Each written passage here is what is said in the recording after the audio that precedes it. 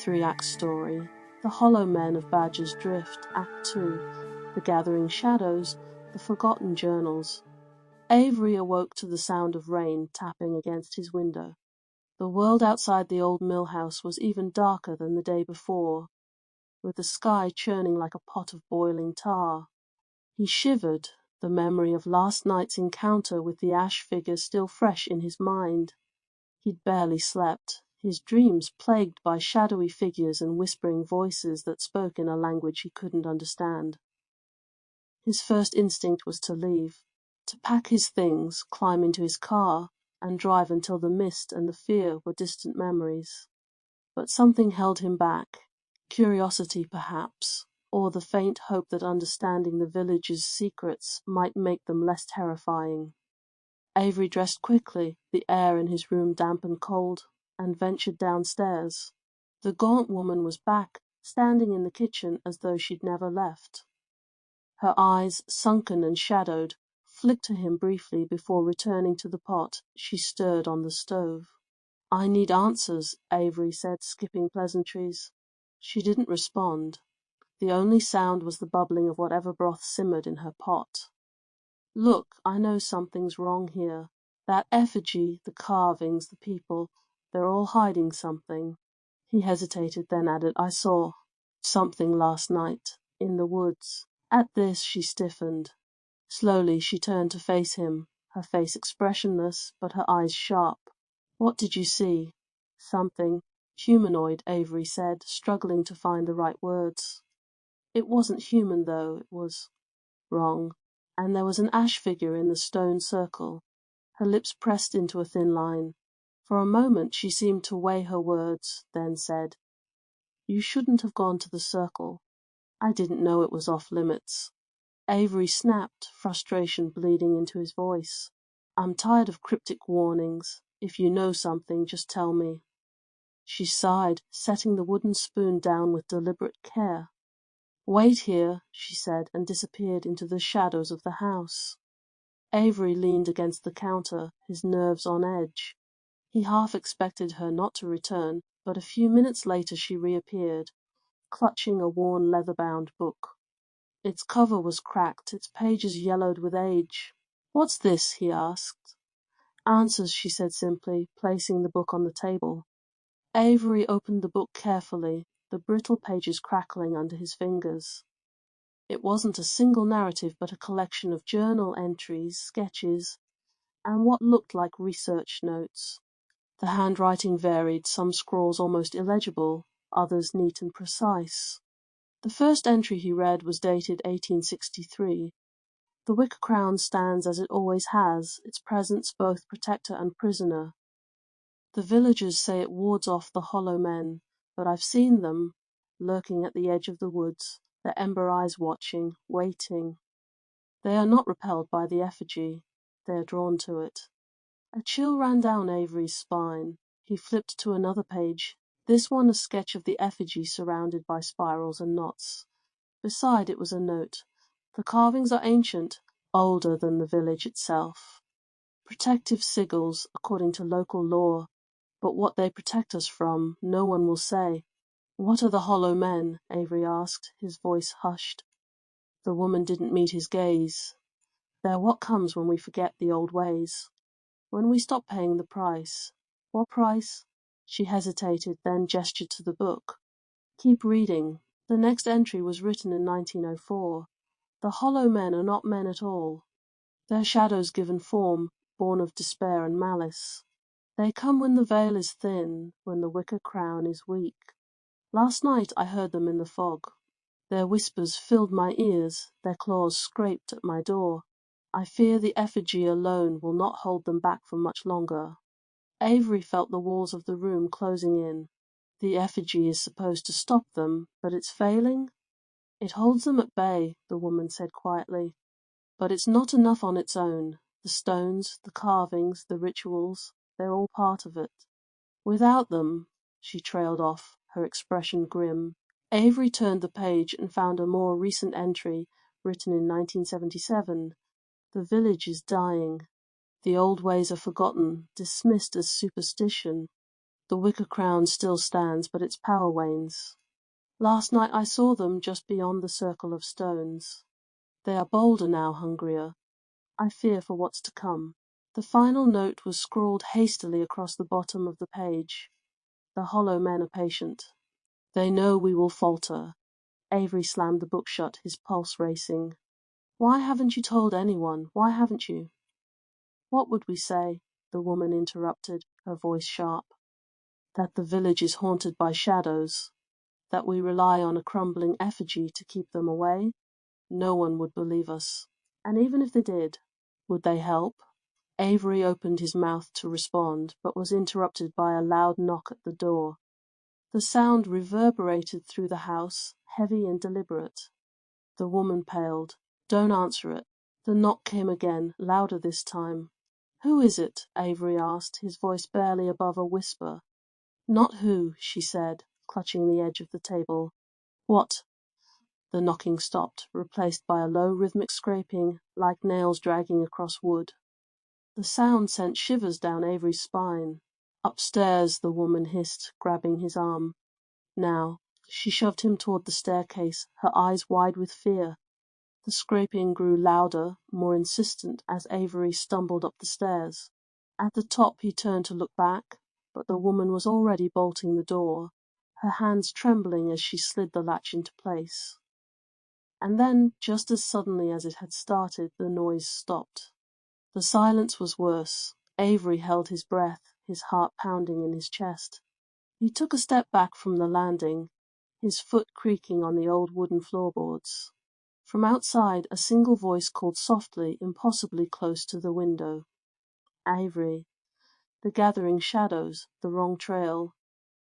The morning broke grey and grim, though broke felt like the wrong word. Lights simply seeped in, thin and reluctant, barely piercing the oppressive fog. Avery felt restless. The warnings in the journal gnawed at his mind, each entry painting a grimmer picture of the hollow men and the village's forgotten rituals. The night's unsettling encounter left him shaken, but more determined than ever to uncover the truth. He resolved to visit the church again. The lock on the gate yesterday had been firm, but something told him answers lay within its crumbling stone walls. He packed a flashlight and a small crowbar into his bag just in case. The path to the church was barely visible in the thickening mist. The cobblestones were slick with rain, and the gnarled trees loomed overhead, their twisted branches forming grotesque shapes in the dim light. It was quiet, too quiet. Even the usual sounds of nature seemed absent, as though the fog had swallowed them whole. As Avery approached the church, he noticed something strange. The iron gate, which had been securely locked the day before, now hung open. The heavy padlock dangled from the latch, broken cleanly in half. He hesitated. Every instinct screamed at him to turn back, but curiosity and a stubborn refusal to leave Badger's Drift without answers propelled him forward. The churchyard was eerily still. The gravestones leaned at odd angles, their inscriptions worn smooth by time. Most were overgrown with moss and ivy, but a few had been cleared recently, their surfaces stark and pale against the damp ground. Avery's eyes were drawn to a fresh grave near the corner of the yard. A wooden marker stood in place of a stone, its surface etched with the now familiar spirals and knots. He glanced at the church itself, its weathered doors standing ajar. A faint light flickered within, as though from a candle or lantern. "Hello," Avery called, his voice barely carrying through the thick air. No response. He stepped inside, his boots echoing on the stone floor. The interior was as decrepit as the exterior, with peeling plaster and sagging beams. But the air was thick with the smell of beeswax and burnt herbs, and faint wisps of smoke rose from a cluster of candles at the altar. Avery approached cautiously, his footsteps muffled by the dampness. The altar was covered in strange items, bundles of dried herbs, jars filled with unidentifiable substances, and a small wooden carving of the wicker crown effigy. "What is this?" he murmured, reaching out to touch the carving. "Don't." The voice came from behind him, startling him so badly he almost dropped the flashlight. He spun around to find a man standing in the shadows, his face obscured by the hood of a tattered coat. "Who are you?" Avery demanded. The man didn't answer immediately. Instead, he stepped closer, his movements slow and deliberate. As he entered the flickering candlelight, Avery could see his face, lined and weathered, with eyes that burned with a mix of fear and defiance. "You shouldn't be here," the man said, his voice rough. "You've already seen too much." "I'm not leaving until I get some answers," Avery shot back. "What's going on in this village?" "What are the hollow men?" The man's jaw tightened. "They're what we brought upon ourselves," he said finally. "Our punishment for breaking the pact." "What pact?" "The one that kept us safe." The man's eyes flicked toward the altar. "The wicker crown wasn't just a symbol. It was a covenant. We honored it, and in return the hollow men stayed away." "But something's changed," Avery pressed. "The journal said the rituals stopped. Why?" The man hesitated, then shook his head. "The old ways require sacrifices. The villagers, they couldn't stomach it anymore. They thought the hollow men were just stories, meant to scare children into behaving." "And you?" "I know better," the man said grimly. "I've seen them. I've heard them whispering in the fog." Avery's stomach churned. "So what now? Can the rituals be restarted?" The man's gaze darkened. "You don't restart something like this. You appease it. And that means—" A sudden sound cut him off, a low, mournful wail that seemed to come from everywhere and nowhere. Avery froze, his heart pounding. "What was that?" he whispered. The man's face drained of color. "They're here." Before Avery could respond, the man grabbed his arm and pulled him toward a side door. "We have to go now." They stumbled out into the graveyard, the fog thicker than ever. The wail came again, closer this time, followed by the sound of branches snapping and leaves rustling. "What's happening?" Avery demanded, struggling to keep up as the man dragged him down a narrow path. "The hollow men don't like trespassers," the man said grimly. "And you've trespassed twice." Avery's breath came in ragged gasps as they reached the edge of the woods. The man stopped abruptly, his head snapping toward the trees. "What is it?" Avery asked. "Quiet," the man hissed. The silence was deafening. Then a faint glow appeared in the distance, two pinpoints of light, flickering like embers. "They found us," the man said, his voice barely audible. The glow grew brighter, accompanied by a faint rustling sound. Avery squinted, trying to make out the source, and felt his blood run cold. It was a figure, tall and spindly, its body more than a silhouette against the fog. Its eyes burned like coals, and its elongated limbs moved with unnatural grace. "What do we do?" Avery whispered. The man didn't answer. Instead, he reached into his coat and pulled out a small pouch, scattering its contents, salt something like it, onto the ground. "Stay behind me," he said, his voice steady despite the fear in his eyes. The figure stopped just beyond the edge of the clearing, its head tilting as though studying them. For a moment everything was still. Then it stepped forward. "Run!" the man shouted, shoving Avery toward the path. Avery didn't need to be told twice. He sprinted into the woods, the sound of the figure's footsteps, light but deliberate, echoing behind him. The mist seemed to close in, the trees blurring together as he ran. Ahead, the path forked. Without thinking, Avery took the left trail, his feet pounding against the muddy ground. But as he rounded a bend, he skidded to a halt. The path ended abruptly, plunging into a steep ravine. Below, jagged rocks jutted out like teeth. Behind him, the footsteps grew louder. Act Two. The gathering shadows, the hollow men's call. Avery's breath came in shallow, panic gasps as he stared down at the ravine. The drop sheer and unforgiving. The jagged rocks below glistened faintly in the mist, slick with rain. Behind him, the rhythmic crunch of leaves and twigs drew closer, unhurried but deliberate, like a predator stalking its prey. He glanced over his shoulder, his pulse hammering in his ears. The ember-like eyes of the hollow man pierced through the fog, their flickering light casting strange shadows across the twisted trees. It stood unnaturally still, its elongated limbs slack at its sides, as if it were waiting for something. Avery's instincts screamed at him to move, but every path forward seemed blocked. The only choices were the ravine or the hollow man. "You can't outrun it," the man's voice hissed from somewhere in the mist. Avery whipped his head around, his eyes scanning the forest for his guide. "You have to outsmart it." "What does that even mean?" Avery called back, his voice hoarse with fear. The man emerged from the fog like a ghost, his face pale and drawn. His eyes flicked between Avery and the looming figure. "The hollow men are hunters," he said, his voice low but urgent. "They don't chase, they corner, and they don't stop until they have what they want." "What do they want?" Avery demanded. "Sacrifice," the man said grimly. "The village broke the pact, and now the price has to be paid. If you're here, you're part of that price." Before Avery could respond, the hollow man took a single step forward. The movement was impossibly fluid, as though it were gliding rather than walking. The ember eyes burned brighter, and the air grew heavier, charged with an unnatural energy that prickled against Avery's skin. "What do we do?" Avery asked, his voice trembling. The man didn't answer immediately. Instead, he pulled something from his coat, a small bundle wrapped in cloth. He unfurled it to reveal a jagged shard of black stone, etched with the same spirals and knots Avery had seen on the effigy and the altar in the church.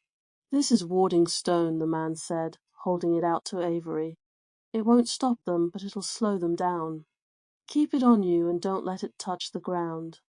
Avery hesitated, then grabbed the stone, its surface cold and rough in his palm. The hollow man took another step, and then another. The distance between them seemed to vanish in seconds. Avery's grip on the stone tightened as the creature's features became clearer, its gaunt, twisted form and skin like burned wood, cracked and glowing faintly in the foggy light. "Now what?" Avery whispered, unable to tear his eyes away from the advancing figure. The man grabbed his arm and yanked him toward a narrow path that snaked along the edge of the ravine. "We get out of here. Keep your eyes on the path and don't stop for anything." They ran, the wet earth slick beneath their feet. Avery's heart pounded in his chest, each breath a struggle against the suffocating fog. Behind them the hollow man followed, its movements eerily silent save for the occasional crunch of leaves. The path twisted sharply, forcing Avery to slow down. The man surged ahead, glancing back to make sure Avery was still following. "Faster!" the man barked, his voice barely audible over the rising wind. The air grew colder, each gust biting against Avery's exposed skin. The forest itself seemed to close in, the trees leaning toward the path as if conspiring to trap them. Shadows danced in the periphery of his vision, fleeting and insubstantial, but enough to make his pulse spike. "What is this?" Avery shouted, his voice carrying a note of hysteria. "They're not alone," the man said grimly. A deep resonant hum filled the air, vibrating through the ground and into Avery's bones. The hollow man behind them wasn't the only threat. Others were coming. He didn't need to see them to know. "Faster!" the man yelled again, but the urgency in his voice was tinged with something else, despair. The path ended abruptly in a clearing dominated by a second stone circle, smaller than the one near the village, but no less ominous.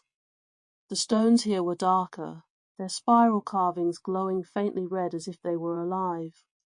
The man skidded to a halt, grabbing Avery's arm to stop him from running further. "What now?" Avery asked, his voice shaking. "We make a stand," the man said, his face pale but resolute. He pulled another item from his coat, a handful of coarse grey powder, and began scattering it around the perimeter of the clearing. "What are you doing?" Avery demanded, his panic rising. "Binding the space," the man replied. "The stones amplify the warding. It'll hold them off, at least for a while." Avery turned back toward the path. The first hollow man had reached the edge of the clearing, its ember eyes flickering as it hesitated. Behind it more shapes emerged from the fog, tall, gaunt figures with glowing eyes and limbs that moved in jerky, unnatural motions. There's too many, Avery said, backing away. Stay inside the circle, the man barked. The first hollow man stepped forward, one elongated limb reaching out toward the edge of the circle. The moment its fingers crossed the boundary, the red glow of the carvings flared brightly, and the creature recoiled with an ear-piercing screech. They can't cross, Avery whispered, relief flooding through him. Not yet, the man corrected, his voice grim. The wards are old, weak. They'll break through eventually. What do we do? The man didn't answer immediately. His eyes darted toward the shard of black stone in Avery's hand. The stone, he said. It's not just a ward, it's bait. They want it. You're saying we use it to lure them away? Avery asked. The man nodded. But one of us has to take it out of the circle. Avery's stomach dropped. They'll kill whoever. A loud cracking sound interrupted him. One of the stones in the circle splintered, the glow around it flickering weakly. They're getting through, the man said, his voice tight. The creatures surged forward as the first stone crumbled completely, their ember eyes blazing with hunger. Avery's grip on the black shard tightened as he turned to the man. Go, the man said, shoving him toward the opposite side of the clearing. I'll hold them off, Avery hesitated, but the look in the man's eyes left no room for argument. Clutching the shard, he bolted into the woods, the sound of the hollow men's screeches echoing behind him. The last thing he heard before the fog swallowed him was the man's voice, shouting something Avery couldn't quite make out, followed by a deafening silence.